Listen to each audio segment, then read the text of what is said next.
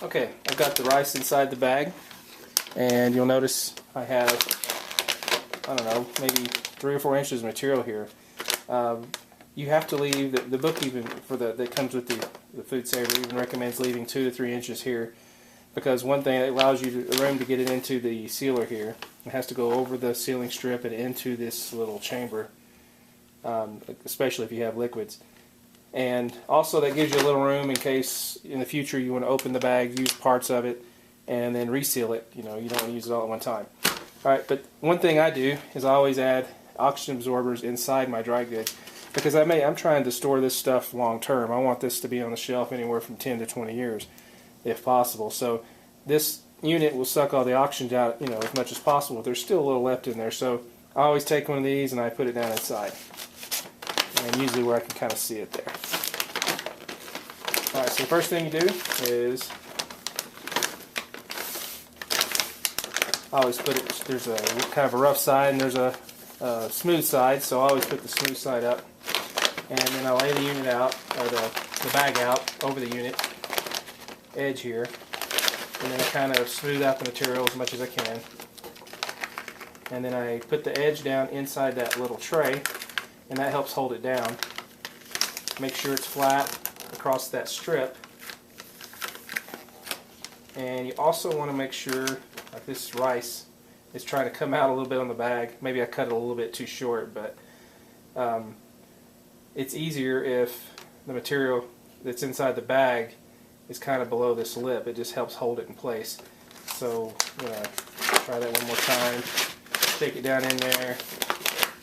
Hold that down a little bit.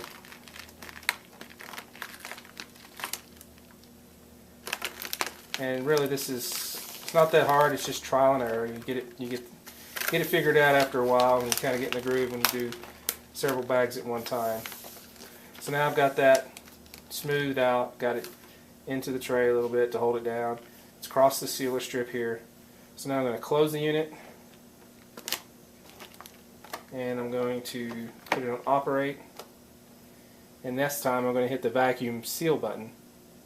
I've got it on dry for the food setting, and on the speed I've got it on normal because it's just a, you know, it's a smaller bag. So here we go, hit vacuum seal.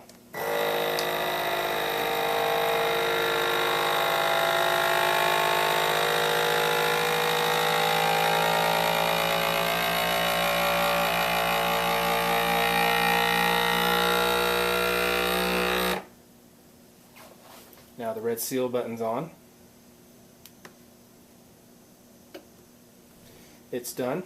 Can open this now. I think in the book they may even recommend you maybe leave it just a little bit longer so that this is a heated seal, so maybe it cools off a little bit. So you have it. I mean, that's rock solid. All the air is out of that, and that should last a long time. It's like I said, the oxygen is what makes the food go bad over time, and no air all the air was sucked out of it, and then whatever's remaining will get picked up by this oxygen absorber, and I think this will last for several years. One thing they also say in the book is if after you seal something, especially liquids, and you think that it's not sealed good, you can always put it in and make another seal across here, and that gives you a double seal. One important thing I need to mention is this isn't just to catch liquids if they leak out of the bag. This is also the vacuum channel. You notice the seal around here. It matches up with the seal up here, and when that closes the lid, those two foam pieces, they press together, and that actually creates the vacuum chamber that actually seals around the end of the bag. That's why you have to put the end of the bag material down in here so that it creates the vacuum that sucks the air out as it seals. They do sell their own material, and it comes in. I bought this at the same time I bought the food sealer. It comes with 4 rolls of 11-inch by 18 feet, and then 2 rolls of 8-inch wide by 22 feet long. And it's heavy stuff. It's really good material. And like I said, you can buy these 6 packs. It'll last you a long time. I still haven't gone through this first box, and I've sealed a lot of stuff. But I highly recommend getting their material. I don't know if there's any others even made for it, but I'm sure there's somebody who, you know, makes something similar. But like I said, I just recommend it. It's really good.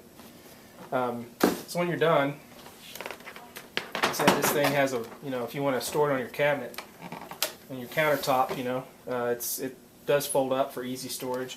So you push the button here. It's got a button on the side where you can release the lock, and then the unit just kind of folds up like that. There's a place to wrap up the vacuum cord, the accessory cord there, and then on the bottom here there's a place to roll up the cord.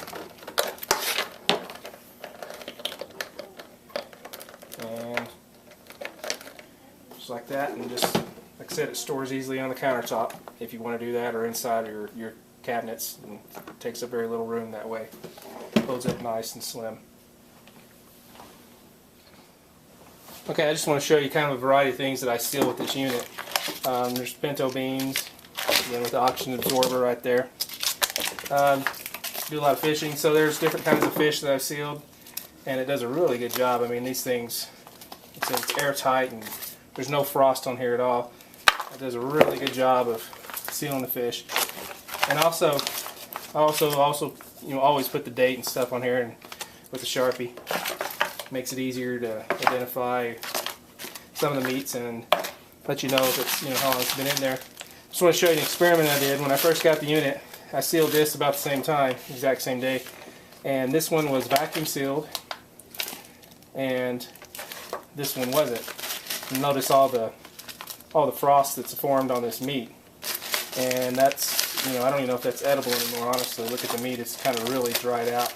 And this other stuff looks just like the day I put it in. So this unit does a really good job. The vacuum seal, it makes a huge difference in your food storage. You'll be able to store your food for much longer. I mean, I have no idea how long this will last. I tried to eat it within 6 months, but my guess is it would last well beyond 6 months. And so this unit, it'll pay for itself fairly quick. You know, if all the you know, most Americans lose a lot of food to stuff like this. So I think it's important. I think it's a good thing to have if you're a prepper, and it lets you store a lot of food long term. And so that's my product review. Like I said, I've been really happy with the unit, and I'll put some links so you can check it out and where you can get your own. And thanks.